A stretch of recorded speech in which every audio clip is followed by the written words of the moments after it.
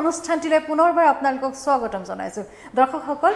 এই অনুষ্ঠানলৈ আমি প্ৰত্যেক দিনে একগৰাকী বিশেষ অতিথিক আমন্ত্ৰণ জনাই আনিছোঁ আৰু আমি আশা ৰাখিছোঁ আমাৰ এই অনুষ্ঠানটো উপভোগ কৰি নিশ্চয় আপোনালোকে ভাল পায় কেতিয়াবা বাৰু মনৰ জগতখনৰ কথা পাতি ভাল লাগেনে আজিকালি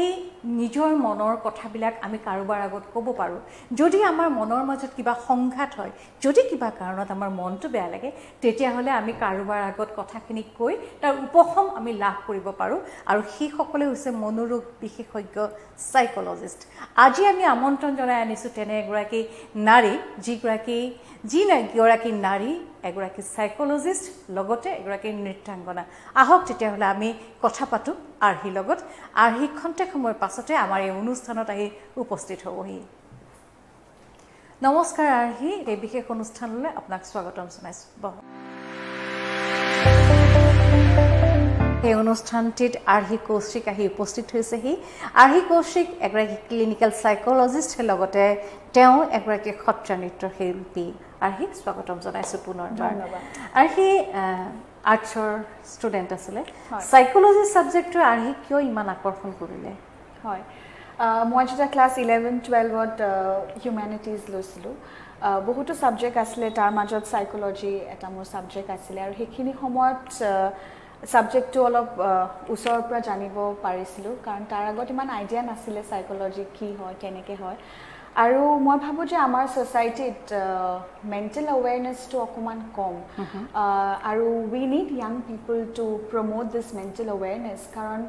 আজি আপোনাৰ যদি জ্বৰ হয় সেইটো ক'বলৈ ইমান আফচোচ নাপায় মানুহে কিন্তু যদি মনটো আজি অলপ বেয়া লাগি আছে বা অলপ ল' ফিল কৰি আছে সেইটো ক'বলৈ বহুতবাৰ ভাবে এগৰাকী মানুহে বা এজন মানুহে গতিকে তেতিয়া মই ভাবিছিলোঁ why not take this beautiful subject আৰু this is not just a career but মই ভাবোঁ this is also' a very noble profession য'ত মই মানুহক মেবি এটা স্মাইল আনিব পাৰিম মুখত সহায় কৰিব পাৰিম বা এৱেৰনেছ ক্ৰিয়েট কৰিব পাৰিম ডেট ইটছ অ'কে সদায় যে আমাৰ ভাল লাগিব সদায় যে আমি হাঁহিম ডেটছ নট নেচেচেৰী আৰু বহুতো ইম'শ্যনছ আছে এণ্ড উই গ' থ্ৰু এভৰি ইম'শ্যন চ' তেনেকৈ ভাবি মই সাইকোলজিটো মোৰ মেইন ছাবজেক্ট হিচাপে য'ত মই গ্ৰেজুৱেশ্যন বা মোৰ MSc ডিগ্ৰী কৰিলোঁ মই বাছি লৈছিলোঁ হয় আপুনি সাইকোলজিক এটা বিশেষ বিষয় লৈ হায়াৰ ষ্টাডিৰ কাৰণে বেংগলোৰলৈ গ'ল হয় বেংগলোৰৰ যিটো এডুকেশ্যনেল এনভাইৰনমেণ্ট সেই শৈক্ষিক যিটো পৰিৱেশ সেই পৰিৱেশটোৱে আপোনাক সাইকোলজিটোক আৰু বেছি গভীৰভাৱে ভাল পাবলৈ কেনেধৰণে সহায় কৰিলে তাকে মই গ্ৰেজুৱেশ্যন কৰিছোঁ এইখিনিতে মই ক'ব লাগিব দিল্লী ইউনিভাৰ্চিটি লেডি শ্ৰীৰাম কলেজত আৰু মই ভাবোঁ সাইকোলজিটোক ছাবজেক্টটোক গভীৰভাৱে জানাত দিল্লী ইউনিভাৰ্চিটি লেডি শ্ৰীৰাম কলেজৰ বহুতো অৱদান আছে কাৰণ যোনটো এটমছফিয়াৰ আমি কলেজত পাইছিলোঁ বা ফ্ৰম আৰ প্ৰফেচাৰ্ছ বা that was the first time আমি খুব গভীৰভাৱে চাইছিলোঁ কাৰণ 11-12ত কোৰ্চটো সিমান গভীৰ নাথাকে ইট ইজ স্কুল কোৰ্চ বাট তেতিয়া বেলেগ বেলেগ পেপাৰ যেতিয়া আমি পঢ়িলোঁ সাইকোলজিৰ ওপৰত বাট আৰু বেলেগ বেলেগ ছেমিনাৰ্ছ বেলেগ বেলেগ টকছ ৱৰ্কশ্বপ বেলেগ বেলেগ মানুহৰ সেই এটমছফিয়াৰটোৱে সাইকোলজি ছাবজেক্টটোক আৰু ছিৰিয়াছলি লোৱাত আৰু বেছি ভালকৈ জানিবলৈ পোৱাত খুব সহায় কৰিছিল আৰু সেইখিনি সময়ত আমাৰ বিভিন্ন ইণ্টাৰ্ণশ্বিপছ হৈছিলে হস্পিটেলছত NGOsত আৰু সাইকোলজি ছাবজেক্টটো ইটছ নট ভেৰি বুকিছ আপুনি ফিল্ডত যেতিয়ালৈকে নাযায় you will not really experience the subject কাৰণ it is to deal with human behaviour মানুহৰ লগত ডিল কৰাৰ এটা ছাবজেক্ট খালি কিতাপ পঢ়ি আপুনি হয়তো থিয়ৰিখিনি বুজি পাব বা you'll score a good marks কিন্তু to be a very good mental health professional আপুনি ফিল্ডত যাবই লাগিব to experience it first hand আৰু সেইটো মোৰ কলেজে মোক খুব আগবঢ়াইছিলে আৰু যেতিয়া মই বেংগলোৰত গ'লোঁ অফক'ৰ্ছ দেট এটমছফিয়াৰ ৱাজ সেই এটমছফিয়াৰটো মই কি ক'ম আৰু গভীৰ আছিলে কাৰণ মই যোনখন কলেজত পঢ়িছিলোঁ সেইখন কলেজত খালী মাষ্টাৰ্ছ প্ৰগ্ৰেম আছিলে আৰু খালী সাইকোলজি আছিলে গতিকে তাতে কোনো বেলেগ কৰ্ছে নাই it was all about psychology so' প্ৰফেচাৰবিলাকে আমাক খুব এনকাৰেজ কৰিছিলে আৰু সেই কলেজখনৰ এটা বিশেষ বস্তু মই এইখিনিতে ক'ব বিচাৰোঁ আমাক বস্তুবোৰ দি নিদিছিলে উই ৱেৰ এলাউড টু এক্সপ্ল'ৰ সেইখিনি সময়ত আমি খুব এক্সপ্ল'ৰ কৰিব পাৰিছিলোঁ আমিও যদি কিবা ভাবোঁ কি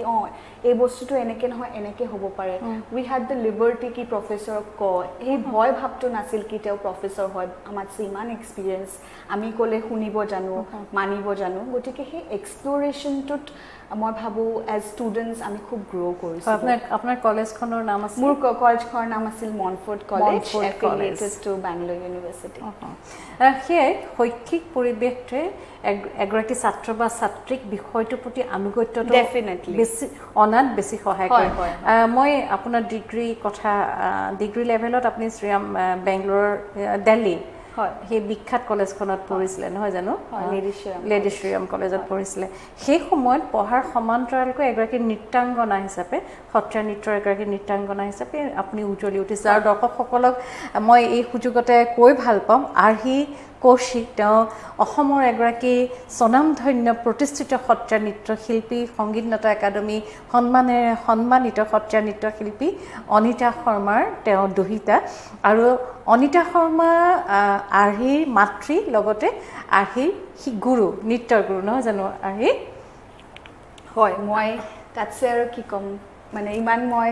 ধন্য ফিল কৰোঁ কি মই নিজৰ গুৰু মোৰ মাৰ ওপৰত পাইছে আৰু মা সদায় আছে এজ এন ইনস্পিৰেশ্যন আৰু কাৰণ মোৰ মনত আছে আৰ্হিয়ে যেতিয়া লেডি শ্ৰীৰাম কলেজত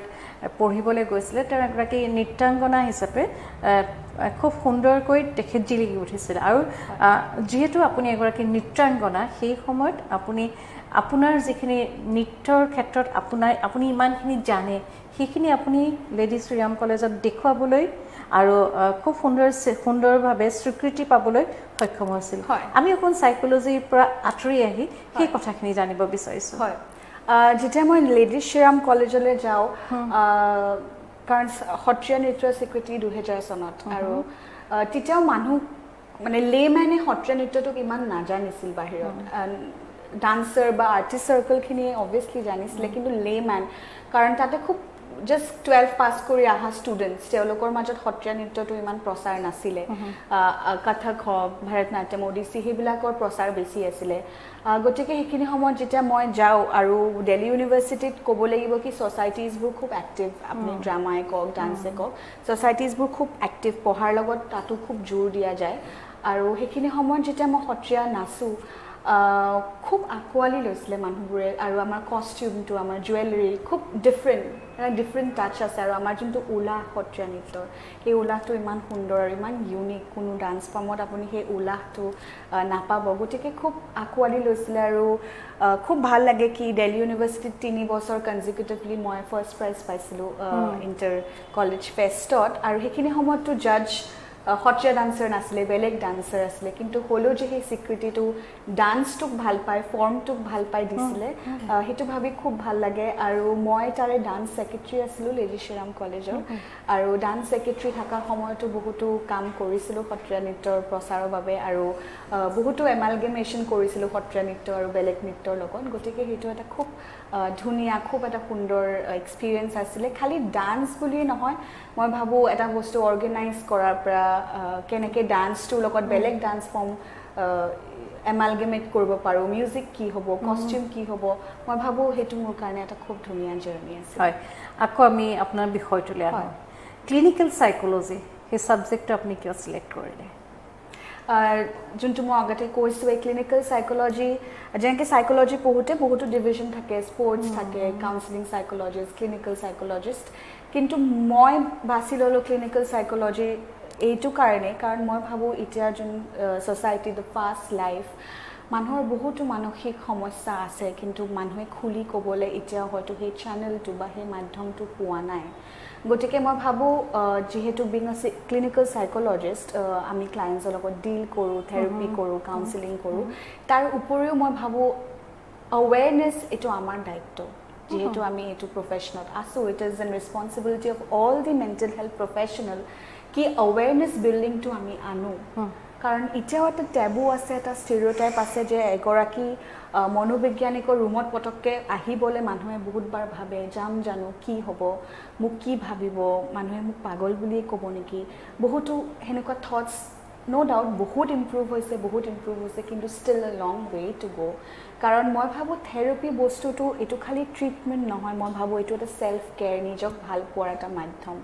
কাৰণ সেইখিনি সময় আপুনি হ'ব পাৰে কোনো জাজমেণ্ট নাই কোনো ভয় নাই আপুনি নিজকে এক্সপ্ৰেছ কৰিব পাৰে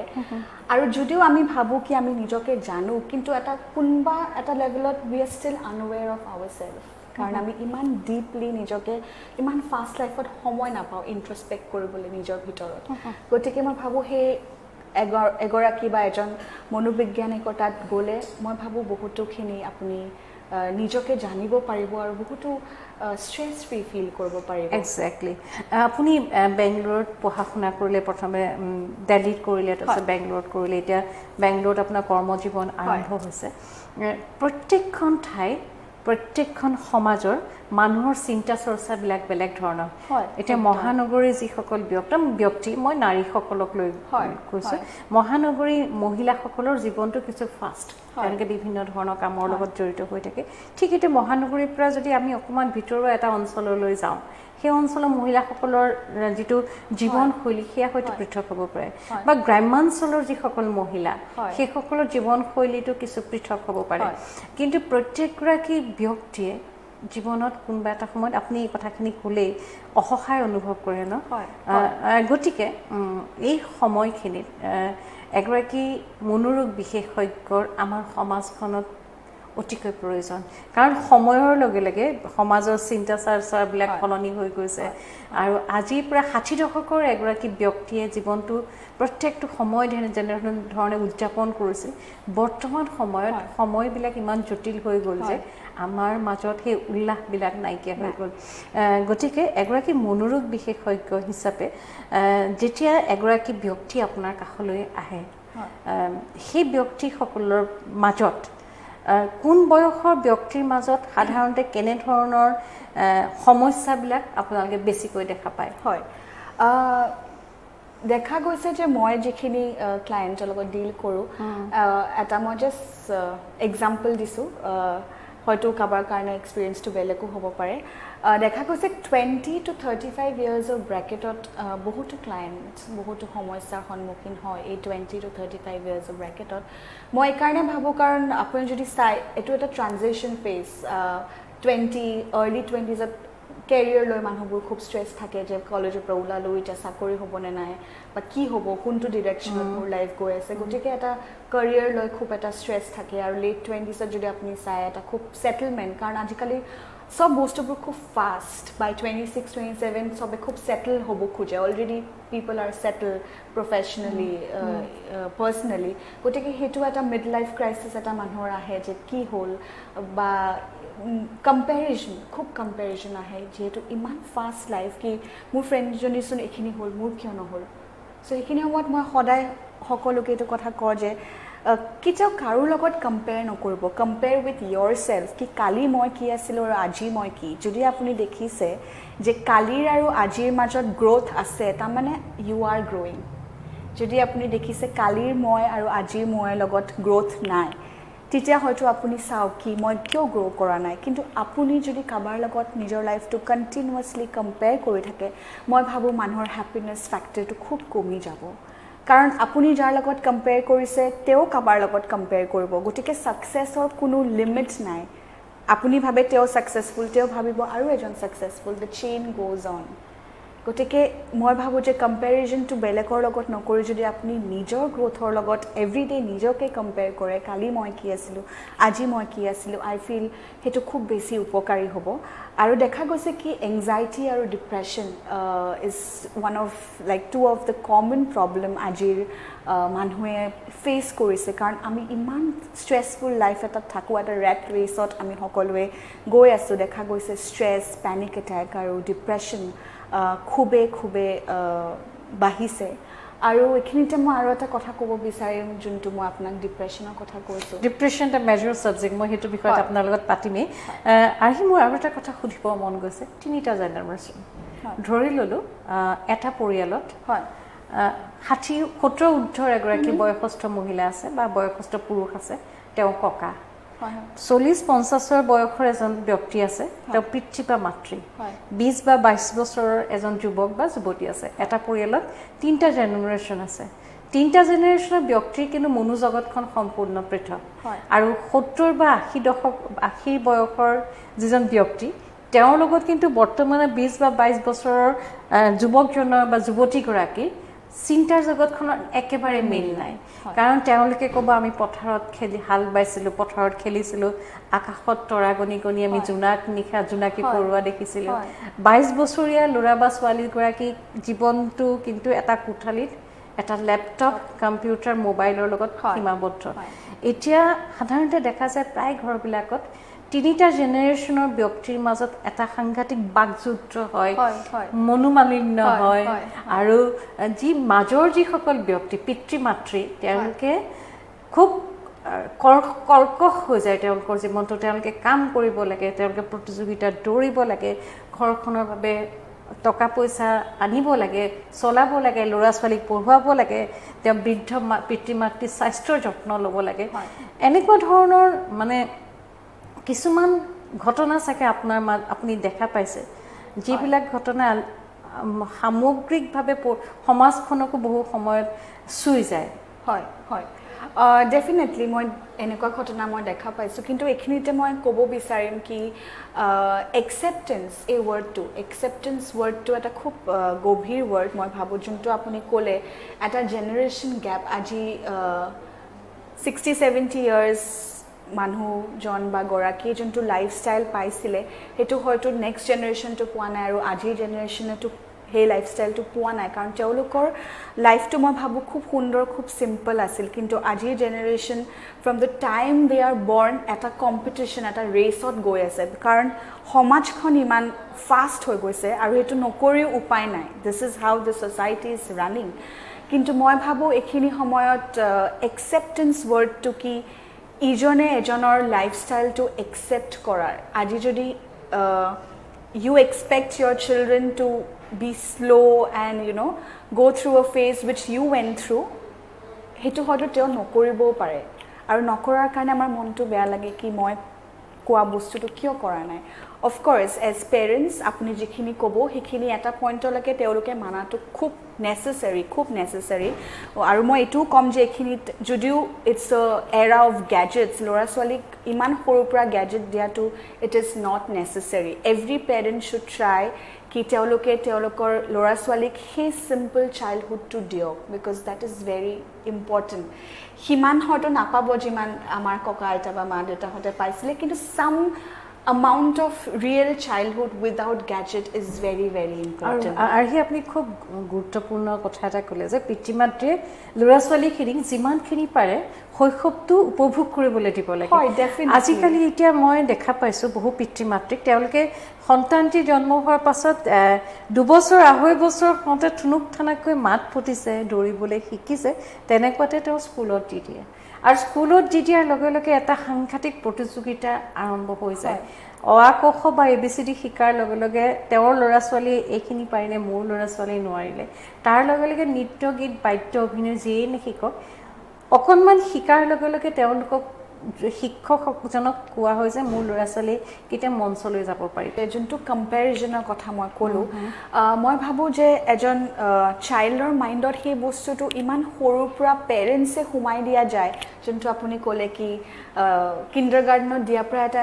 কম্পিটিশ্যন সি এইটো লিখিব পাৰিলে তুমি কিয় পৰা নাই গতিকে আমি কোনোবা পইণ্টত তেওঁলোকক চাইল্ডহুডটো হয়তো এক্সপিৰিয়েঞ্চ কৰিবলৈ এলাউ নকৰোঁ বা 3-4 বছৰীয়া বাচ্চা এজনে যদি কান্দে পটককৈ মোবাইলটো দি দিয়ে ইউটিউবত ভিডিঅ'টো চাই কান্দাটো বন্ধ হয় গতিকে সেই এক্সপ'জাৰটো পেৰেণ্টছেও খুব আৰ্লি দি দিয়ে ল'ৰা ছোৱালীক আৰু পিছত ইফ ইউ চে ডেট কিয় ইমান mobile that's already too late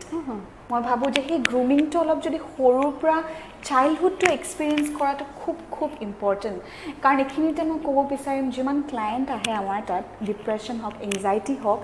childhood is one of the major factor যাৰ চাইল্ডহুডটো অলপ ডিষ্টাৰ্ব বা সিমান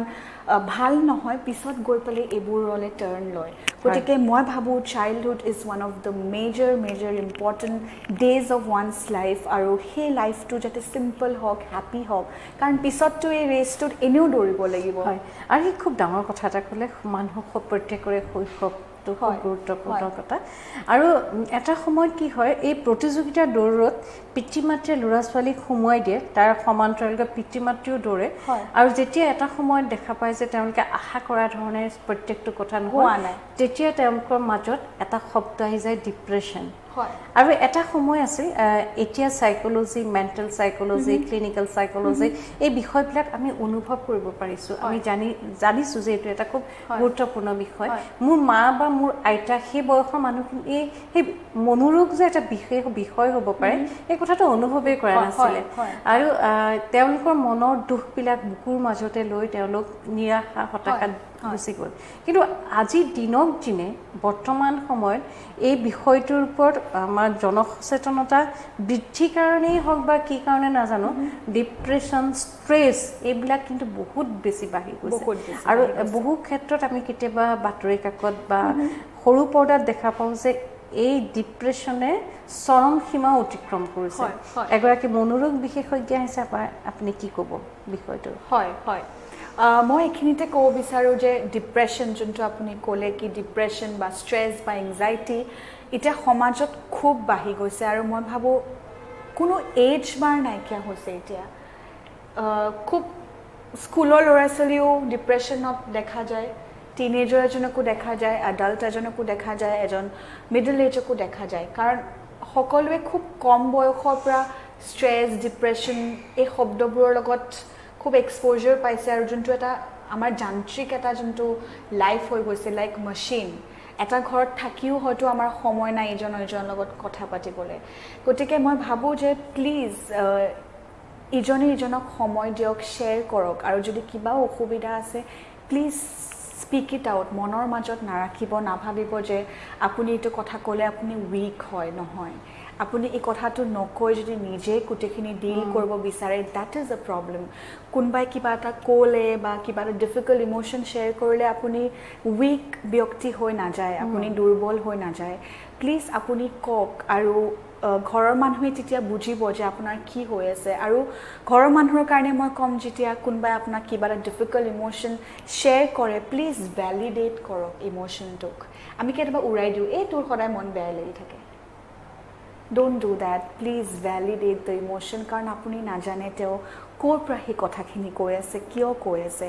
আৰু মই এইখিনিতে ক'ম চাম signs and symptoms of depression যদি আপুনি দেখিছে যে এজন মানুহৰ এপিটাইটত লছ হৈছে ৱেইট লছ হৈছে বা টোপনি কনচিষ্টেণ্টলি টোপনি নাহে বা এনেকুৱা ফিলিং আহিছে যে মই হোপলেছ মই আৰু একো নোৱাৰিম বা আগতে হয়তো ভাল পোৱা কাম এতিয়া কৰি ভাল নাপায় there is a loss of interest বা আপোনাৰ অকলে থাকি ভাল পায় মানুহৰ লগত ইণ্টাৰেকশ্যন কৰিব নোৱাৰে দ'জ আৰ ৱাৰ্ণিং চাইনছ কি may be that individual needs help গতিকে তেওঁৰ লগত কথা পাতক যদি ভাবে যে কোনোবা প্ৰফেশ্যনেলৰ ওচৰত যাব লাগে প্লিজ যাওক there are so' many helpline numbers there are so' many good psychologist who is ready to help all of you গতিকে এই চাইন্সবোৰ অলপ আপোনালোকে মনত ৰাখক কাৰোবাৰ যদি দেখিছে যাওক নিজে সোধক আৰু এইখিনিতে মই ক'ম যে আজি আমি ইমান ব্যস্ত কিছুমান ছেভাৰেল ৰ'লছত কি আমি নিজকে হেৰুৱাই দিছোঁ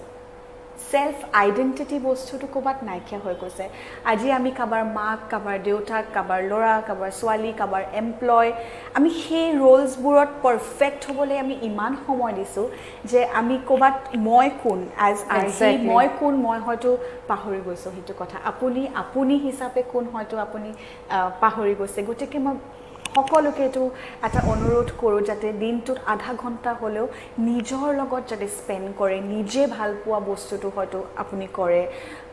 সেলফ বস্তুটো বহুত ইম্পৰ্টেণ্ট কাৰণ আপুনি যদি হেপী নহয় আপুনি হেপী ৰাখিবলৈ হয়তো প্ৰিটেণ্ড কৰিব কিন্তু ভিতৰৰ পৰা আপুনি একচুৱেলি হেপিনেছ দিব নোৱাৰিব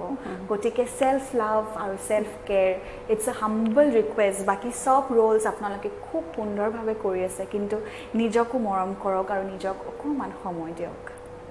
খুব গুৰুত্বপূৰ্ণ কথা ক'লে আহি বৰ্তমান সময়খিনি অত্যন্ত প্ৰয়োজনীয় এটা কথা এজন ব্যক্তিয়ে এজন পুৰুষে যেতিয়া ঘৰখন পৰিয়ালৰ কাৰণে অৰ্থ সংগ্ৰহ কৰি সকলোৰে কাৰণে কাম কৰি যেতিয়া ভাগৰি যায় তেতিয়া পুৰুষজনে ভাবে যে মই এটা যন্ত্ৰ মই টকা অৰ্জন কৰা এটা যন্ত্ৰ আৰু সেই পুৰুষজনৰ যিগৰাকী পৰিবাৰ যিগৰাকী মহিলাগৰাকী যদি অকল ঘৰতে থাকে তেতিয়া তেওঁ ভাবে যে মই অকল কাম কৰি থকা এগৰাকী মহিলা মোৰ নিজৰ একো নাই কিন্তু সেই পুৰুষজন বা সেই মহিলাগৰাকীয়ে যদি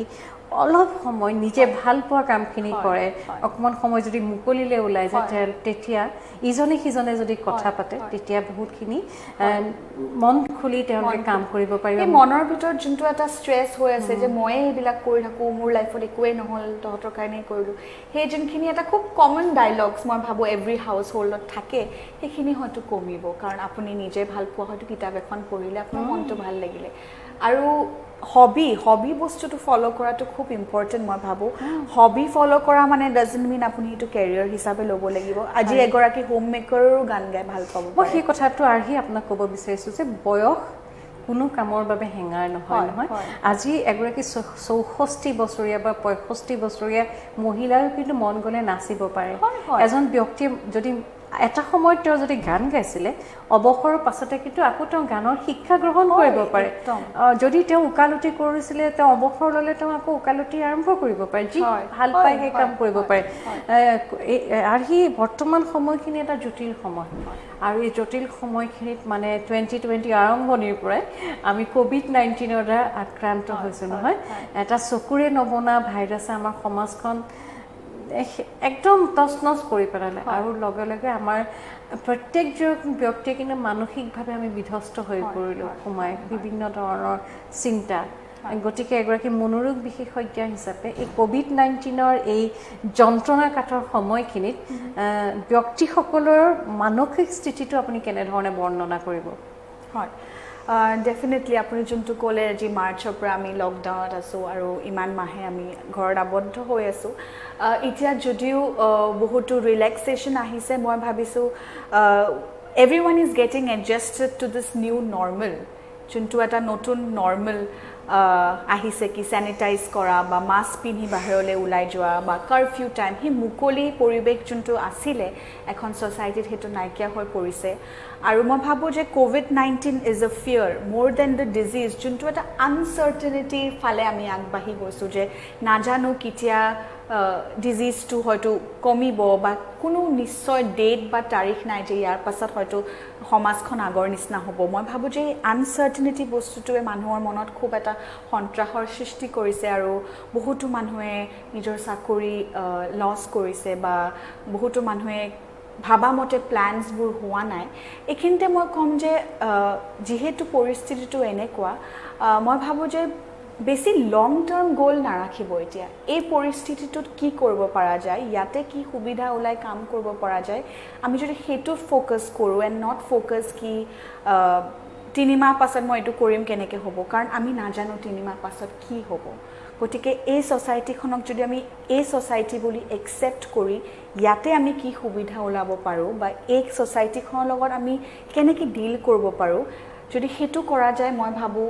বেছি সহায় হ'ব কাৰণ একচেপ্ট কৰিবই লাগিব আমি এই কথাটোত যে ছ'চাইটি হেজ চেঞ্জড এই ভাইৰাছটো চেঞ্জ হৈছে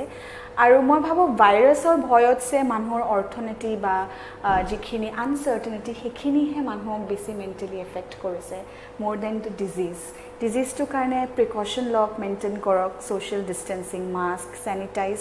মই ভাবোঁ সেইখিনি মানুহে কৰি আছে সেইখিনি ভয় নহয় কিন্তু ঘৰ এখন কেনেকৈ চলিব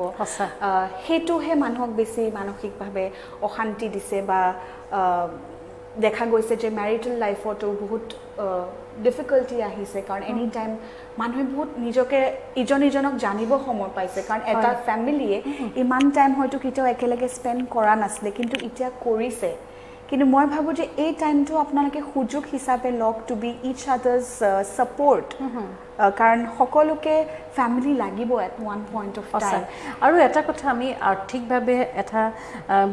বহুখিনি পিছ পৰি গ'লোঁ কিন্তু যি পাইছোঁ তাৰে আমি আকৌ নতুনকৈ জীৱনটো যদি আৰম্ভ কৰিব খোজোঁ আৰু ডাঙৰ কথা আমি যদি কাম কৰিবলৈ এলাহ নকৰোঁ আৰু সৰু কামকো যদি আমি অকণমান ভাল ধৰণে চাই সৰু কাম এটাকো যদি আমি সন্মান কৰি সেই কামেৰে যদি আমাৰ জীৱনটো আমি কামেৰে যদি উদযাপন কৰিবলৈ চেষ্টা কৰোঁ তেতিয়াহ'লে বহুত দুখ বহুত চিন্তা বহুত দুৰ্ভাৱনা আমাৰ মনৰ পৰা আঁতৰি যাব আৰু সি বহুত বহুত ধন্যবাদ এটা বিষয় লৈ আপুনি আজি কথা পাতিলে আমি নজনা বহু কথা আপুনি জানিলে আমাৰ সমাজখনত প্ৰত্যেকগৰাকী ব্যক্তিৰ অতি গুৰুত্বপূৰ্ণ এটা ভূমিকা আছে এটা স্থান আছে এগৰাকী